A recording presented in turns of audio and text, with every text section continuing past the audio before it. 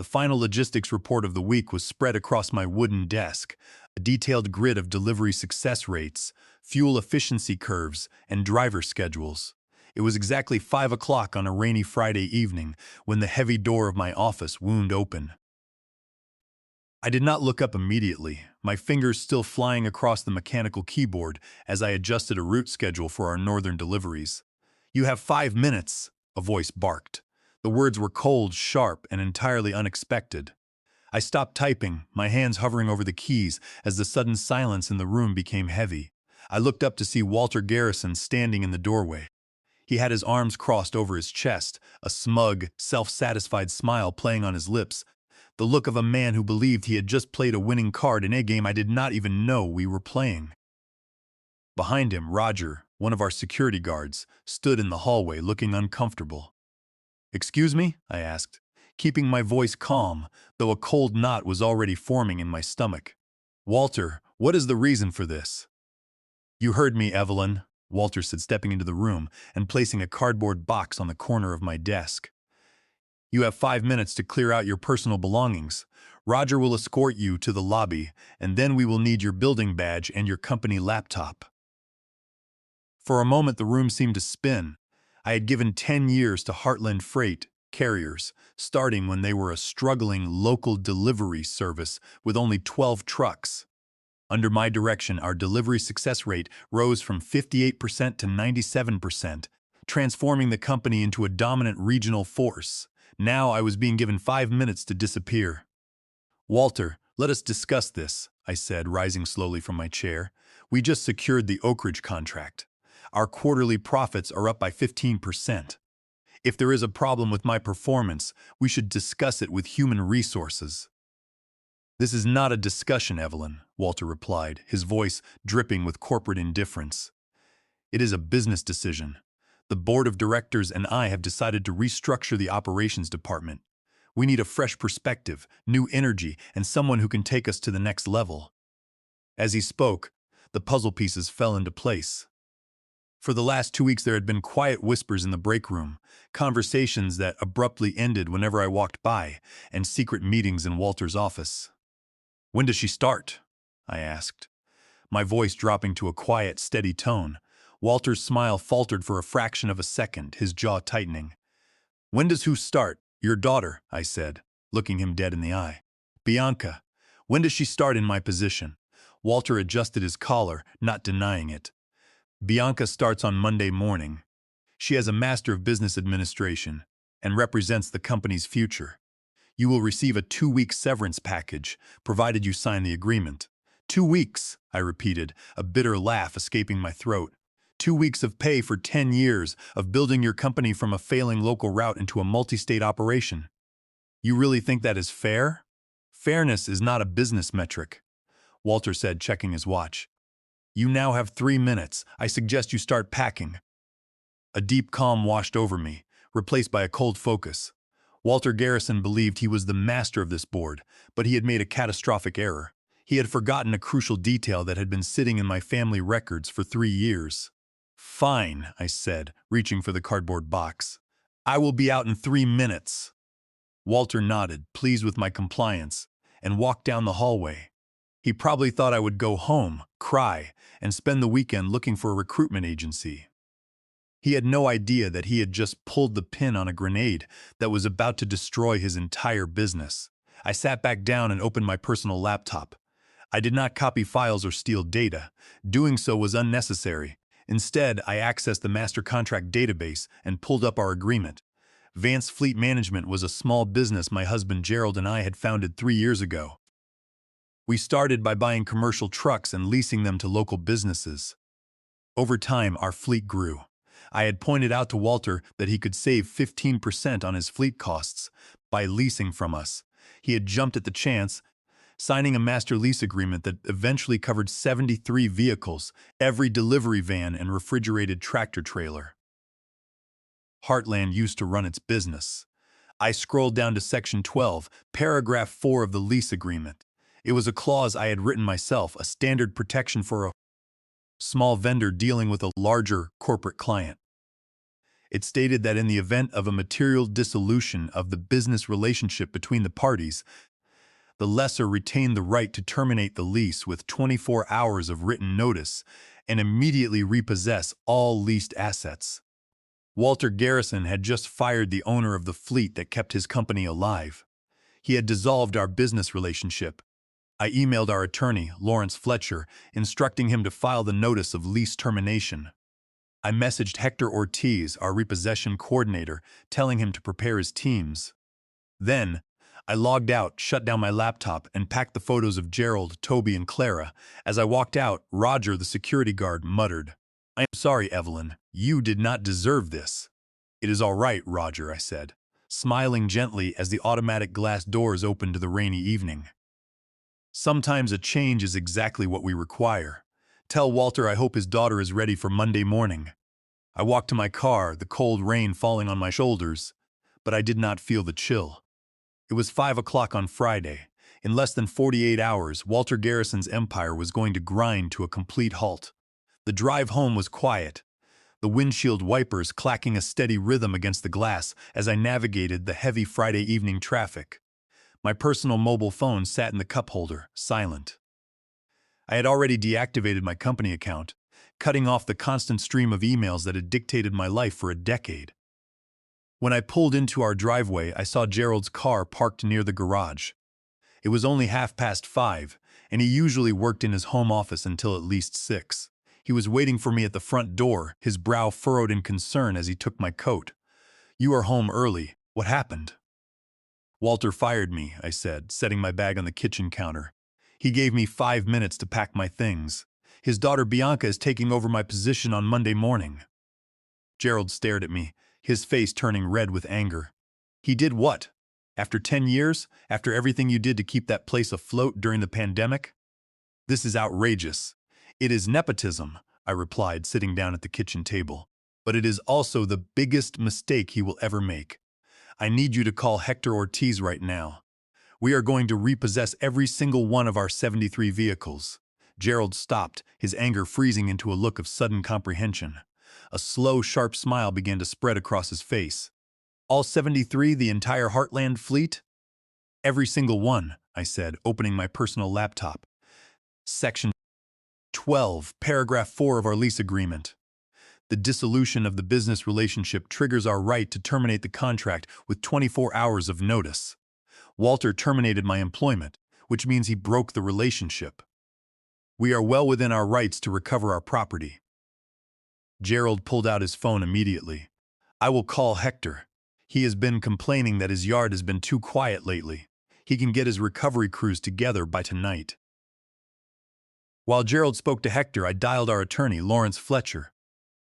He answered on the second ring, the background noise of a busy restaurant fading as he stepped into a quiet hallway. "Evelyn, I received your email," Lawrence said, his tone serious and professional. "Are you certain about this? Repossessing an entire corporate fleet is a massive action. It will shut down Heartland's operations instantly." "They fired me without cause, Lawrence," I explained. "Walter Garrison made it clear that my services were no longer required. By removing me from the company, he has dissolved the operational trust that our lease agreement was built upon. I want the formal notice of termination delivered to their corporate offices and Walter's personal email within the hour. That starts the 24-hour clock." Lawrence was quiet for a moment, the sound of his keyboard clicking through the line. "I am looking at the contract now. You are legally covered. The dissolution clause is ironclad, especially since they terminated your position. I will draft the notice and have it officially served immediately. By tomorrow evening, the 24-hour notice period will expire. You can legally recover the vehicles starting at 2 o'clock on Sunday morning." "Perfect," I said. "Please ensure all documentation is filed with the local sheriff's department as well. I want no room for Walter to claim we are stealing his fleet." "Consider it done," Lawrence said. "Good luck, Evelyn. This is going to be a storm."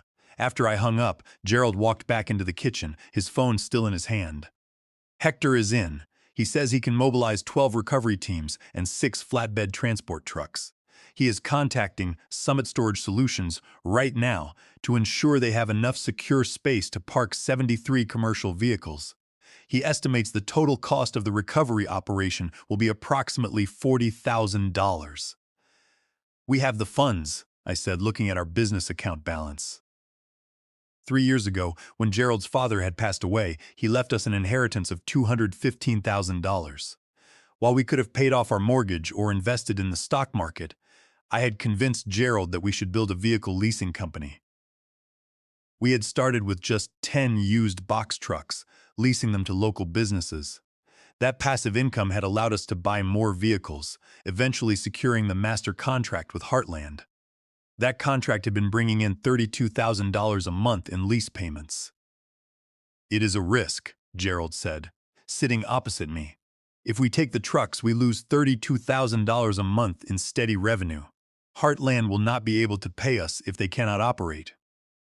"They will not be operating at all," I said, looking at the screen. "And their clients are not going to wait for Walter to find 73 new trucks in a market where commercial vehicles are back-ordered for 6 months. Those clients need their deliveries made." I built Heartland's dispatch system. I know every route, every driver, and every client. What if we do not just lease trucks anymore? What if Vance Fleet Management becomes a full-service delivery provider? Gerald leaned back, his eyes wide. "You want to take his clients?" "I want to offer them a solution when Walter fails them on Monday morning," I said. "We have the trucks, we have the logistics expertise. And I know at least 20 of Heartland's best drivers who would jump ship the moment they realize the company has no vehicles. I can offer them better pay, actual job security, and a manager who actually knows how to run an operation." Gerald laughed, a sound of pure excitement. "You are going to rebuild his entire business under our name." "He gave me 5 minutes, Gerald," I said quietly. "Now, I am going to show him what 10 years of loyalty and hard work were actually worth." At precisely 2 o'clock in the morning on Sunday, my laptop screen illuminated the dark kitchen. The tracking software showed 73 green dots scattered across the region. 52 of the vehicles were parked in the main distribution yard at Heartland's headquarters. 9 were at the Southern Satellite Warehouse, and the remaining 12 were located at various secure parking facilities and driver residential lots. "Hector's teams are moving," Gerald said, pouring 2 cups of black coffee. He sat down beside me, his eyes fixed on the map. Within minutes, we watched as the green dots began to move. Hector Ortiz was a professional. He had spent 15 years in vehicle recovery, and he approached this job with the precision of a military officer. His 12 recovery teams had been briefed on the legal paperwork, and each flatbed truck carried a copy of the lease termination notice and the sheriff's department filing. At the main distribution yard, the operation was smooth. Roger, the night security guard who had escorted me out of the building on Friday, was on duty. When Hector's flatbed trucks arrived, Roger came out of the guard shack, his flashlight cutting through the cold rain. Hector handed him the legal documents signed by Lawrence Fletcher. According to Hector's later report, Roger read the paperwork, looked at the line of recovery trucks, and made a single phone call to Walter Garrison's personal number. When Walter did not answer at 2:15 in the morning, Roger sighed, opened the security gates, and stepped back. He was a smart man. He knew that interfering with illegal repossession was far beyond his pay grade. By 3 o'clock in the morning, the green dots on my screen were flowing in a steady stream towards Summit Storage Solutions. The rain was pouring harder now, slicking the asphalt as the trucks arrived one by one. The secure storage yard had cleared 2 massive gravel lots to accommodate our fleet, installing temporary floodlights to help the drivers navigate the space. Each vehicle was carefully logged, photographed from multiple angles for condition reports, and parked in neat, organized rows to ensure easy access later. 40 trucks recovered from the main yard, I read from Hector's text updates. Moving to the southern warehouse now. No issues. Police cruiser drove by, checked our paperwork, and wished us a good night. By 6 o'clock in the morning, as the first gray light of dawn broke through the clouds, 71 of our 73 vehicles had been successfully recovered and secured. The last 2, which were box trucks parked at a driver's home in the neighboring county, were hooked up and towed by 7 o'clock. The entire Heartland fleet had vanished in the span of 5 hours. I fell asleep, on the living room couch at 7:30 in the morning, completely exhausted from the long night of monitoring the tracking software, but feeling a strange sense of peace. I woke up at 11 o'clock to the loud, persistent ringing of my personal phone.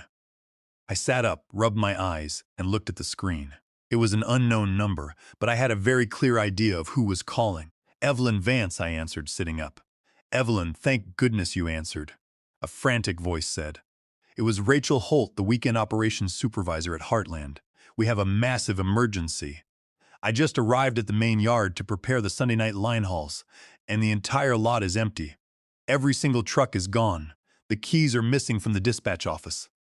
I called the police, and they told me that the vehicles were legally repossessed by Vance Fleet Management. "What is going on?" "The lease contract was terminated, Rachel," I said calmly. "Walter Garrison made certain business decisions on Friday afternoon that dissolved our business relationship. Under the terms of our master lease agreement, we exercised our right to recover our property. But Evelyn, we have over 200 deliveries scheduled for Monday morning," Rachel cried, her voice rising in panic. "We have medical supplies for the children's hospital, fresh produce for the grocery chains, and urgent freight for the manufacturing plants. If these trucks do not run, we will face millions of dollars in contract penalties." "I am aware of the schedule, Rachel," I replied. "I wrote it. But those are Heartland's obligations, not mine. I suggest you contact Walter Garrison immediately." "I have called him 20 times, Rachel whispered. "His phone is going straight to voicemail. He must still be at his lake house. What am I supposed to do?" "You should contact our attorney." "Lawrence Fletcher," I said, giving her the number. "He handles all communications regarding our fleet. Have a good day, Rachel." I hung up and turned off my phone. Gerald looked at me from the kitchen stove, where he was making breakfast. "Walter is still asleep." "He always turns off his phone on weekends when he is at the lake," I said. "He thinks his managers can handle any small fire that pops up. He has no idea that his entire house has already burned down." By Sunday evening, the storm had finally reached Walter Garrison at his lakeside retreat. Gerald's phone buzzed with a voicemail notification, and when we played the message, the corporate owner's voice was shaking with rage. He was screaming into the receiver, threatening to sue our family for grand theft, corporate espionage, and demanding the immediate return of every vehicle to the main lot. Gerald did not call him back. Instead, he forwarded the voicemail to Lawrence Fletcher, who sent a polite, single-sentence email to Walter's personal attorney, reminding him that the repossession was fully documented, legally filed, and that any further harassment would result in a restraining order. That night, I slept better than I had in years. I knew that Monday morning would bring the ultimate confrontation, and I was ready. Monday morning arrived with a clear blue sky, a sharp contrast to the stormy weekend. I dressed in my sharpest navy blue business suit, the one I had saved for major corporate presentations.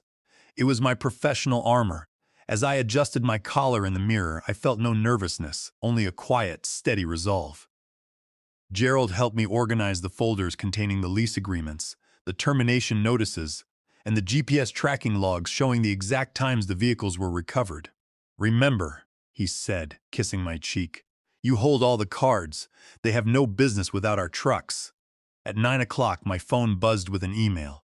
It was not from Walter Garrison, but from an address I recognized. Franklin Mercer, the senior partner of Mercer Investment Group. His firm, along with Thorn Capital and Beacon Ventures, held a controlling 70% interest in Heartland Freight Carriers. The email was urgent. "Dear Evelyn," it read, "we are calling an emergency meeting of the Heartland Board of Directors at 10 o'clock this morning at our offices downtown. We understand there has been a catastrophic disruption to the vehicle fleet. We would greatly appreciate your presence to help us understand the situation and explore potential resolutions." They had bypassed Walter entirely. The investors had realized that their multi-million-dollar investment was on the verge of collapse and wanted answers. I arrived at the high-rise office building at 10 minutes before 10. The receptionist escorted me to a large, glass-walled conference room on the 16th floor. When the door opened, I saw Walter Garrison sitting at the head of the table, His face was pale, his tie was slightly crooked, and he looked like a man who had not slept in 48 hours. Beside him sat his daughter Bianca, looking young, confused, and overwhelmed by the tension in the room. Across from Walter sat Franklin Mercer, Beatrice Thorne, and Winston Sharp. Their expressions were grim, their eyes fixed on their laptops as they reviewed financial documents. When I walked in, Walter shot to his feet, his finger pointing at me. "What is she doing here? This is a private board meeting. She is a terminated employee who just stole our entire fleet." "Sit down, Walter," Franklin Mercer said, his voice quiet but carrying the absolute authority of a man who controlled $40 million of Heartland's capital. "Evelyn is here at our invitation. We want to hear the truth about why our business has been shut down today." I took a seat directly across from Walter, placing my folders on the polished mahogany table. I gave him a calm, polite nod. "Good morning, Walter. Bianca." Beatrice Thorne leaned forward, her sharp eyes studying me. "Evelyn, we have been told that your company, Vance Fleet Management, repossessed 73 vehicles over the weekend, leaving our distribution centers completely paralyzed. We have clients threatening lawsuits and demanding millions of dollars in non-delivery penalties. Can you explain why you took such drastic action?" "It was not drastic, Beatrice," I said, opening my folder and sliding copies of the master lease agreement across the table to the three investors. "It was a standard execution of a contract clause. 3 years ago, my husband and I leased 73 vehicles to Heartland under this agreement. Section 12, paragraph 4, clearly states that in the event of a dissolution of the business relationship, the lessor has the right to terminate the contract with 24 hours of notice." Winston Sharp scanned the page, his brow furrowing. "And what caused this dissolution?" "On Friday afternoon at 5 o'clock, Walter Garrison terminated my employment as operations director," I explained. "He gave me 5 minutes to leave the building, because my employment and my role as the logistics director were the foundation of our business partnership. His decision to terminate me dissolved that relationship. We filed the formal notice immediately, and after the 24-hour period expired, we recovered our property." The silence in the room was deafening. Franklin Mercer turned slowly to look at Walter, his eyes cold. "Walter, is this true? You fired the woman who owned the fleet that keeps our company running? She was just an employee." Walter stammered, sweat breaking out on his forehead. "I had every right to restructure the department. Her company had a contract with Heartland, not with her personally. This is corporate sabotage. The contract is with Vance Fleet Management, which is owned by Evelyn and her husband," Beatrice Thorne pointed out, her voice dripping with ice. "You did not perform a basic audit of our vendor agreements before terminating her contract, and what was the reason for this dismissal?" Walter hesitated, looking at his daughter, who was staring down at her lap. "We needed fresh energy. Bianca has a Master of Business Administration. She was going to modernize our systems. Bianca has never run a logistics operation in her life," Winston Sharp said, his voice flat. "And today, she is managing a shipping company with 0 trucks. Do you know how many clients have canceled their contracts in the last 4 hours? The Oak Ridge Group has already pulled their business. That is a $2 million contract gone." "We can lease new trucks," Walter shouted. "We can call the national providers." "I already called them this morning," Franklin Mercer said, closing his laptop with a sharp snap. "There's a 6-month waiting list for commercial leases. And even if we could find 73 trucks today, the emergency rate would be 3 times what we were paying Evelyn." "Walter, you have committed an act of gross incompetence that has destroyed this company." Walter sank back into his chair, his mouth opening and closing as he realized his career was effectively over. Franklin turned back to me, his expression softening. "Evelyn, we want to resolve this. What will it take to return the vehicles to Heartland? We are willing to negotiate a new lease rate. We can offer you $50,000 a month, which is a significant increase." I looked at Walter, then at the investors. "I am sorry, Franklin, but I am not interested in leasing my vehicles to Heartland freight carriers anymore. In fact, Vance Fleet Management has just secured emergency delivery contracts with 3 of your former clients. We are no longer just a leasing company. We are now a logistics provider." The reaction in the room was immediate. Walter Garrison looked as if he might have a medical emergency, his face turning a deep, dark shade of purple. Bianca gasped, reaching for her father's arm. The three investors, however, did not look angry. Instead, they exchanged a long, calculating look. They were venture capitalists. They respected leverage, and they recognized that I had just executed a perfect corporate maneuver. "You cannot do that," Walter whispered, his voice trembling. "That is a breach of your fiduciary duty. I will sue you for taking our clients." "I was fired, Walter," I reminded him, my voice steady and clear. "I have no fiduciary duty to Heartland freight carriers anymore. I checked my termination paperwork. There is no non-compete clause. I am a private citizen running a private company, and I am free to offer my services to any business that needs them." Franklin Mercer stood up, smoothing his silver hair. "Walter, I think you and Bianca should leave the room. The investment partners need to discuss our options with Evelyn privately." "This is my company," Walter shouted, though his voice lacked any real conviction. "Not anymore," Winston Sharp said coldly. "We hold the controlling interest, and we are calling an emergency board vote to remove you as Chief Executive Officer, effective immediately. Roger will escort you from the building. Please leave your keys and badge on the table." It was a beautiful moment of poetic justice. The man who had given me 5 minutes to pack my life was now being escorted out of his own company by the very guard he had used to remove me.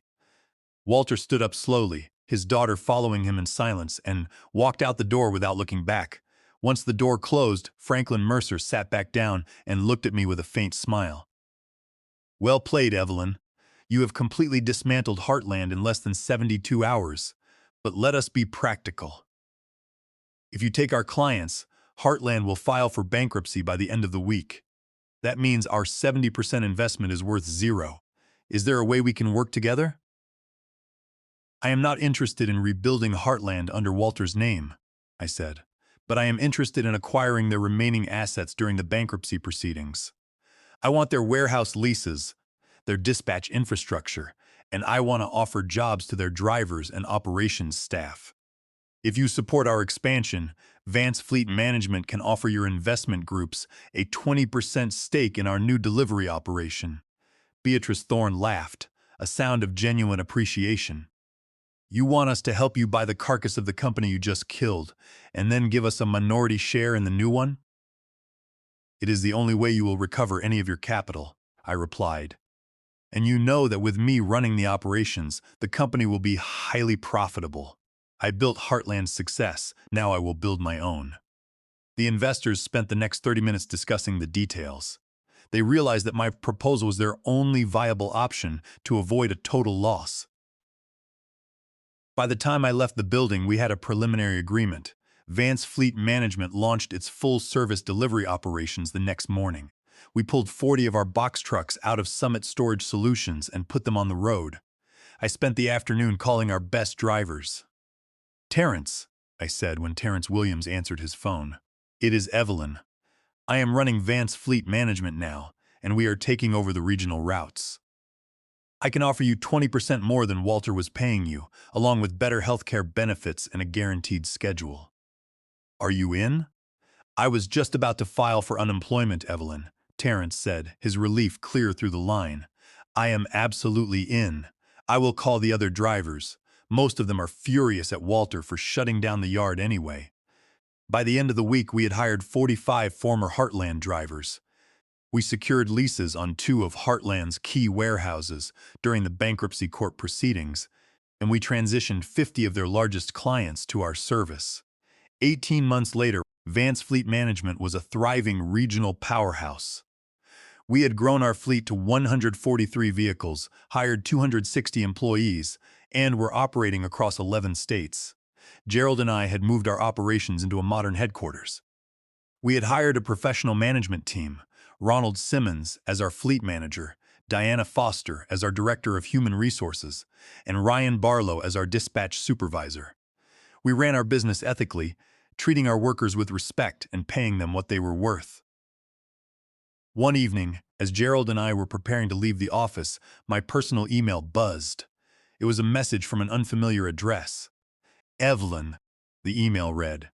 I have been watching the news of your company's expansion. You have built something incredible. I was wrong to terminate you the way I did, and I am sorry for how I treated you. I hope you can accept this apology. Walter Garrison. I showed the screen to Gerald, who read it in silence. Are you going to reply? He asked. I thought about the anger and hurt I had felt on that rainy Friday evening when I was given 5 minutes to clear my desk. That pain had long since vanished, replaced by the pride of building something successful with my family. Walter's email was not really about apologizing, it was about easing his own guilt. I typed a brief professional reply. Walter, thank you for your email. The changes were difficult, but they led me to build a company of which I am truly proud. I wish you the best of luck in your future endeavors. Sincerely, Evelyn Vance. I hit send, closed my laptop, and took Gerald's hand as we walked out into the warm evening. I had not just repossessed my trucks, I had repossessed my life, my worth, and my future, and that was the best revenge of all.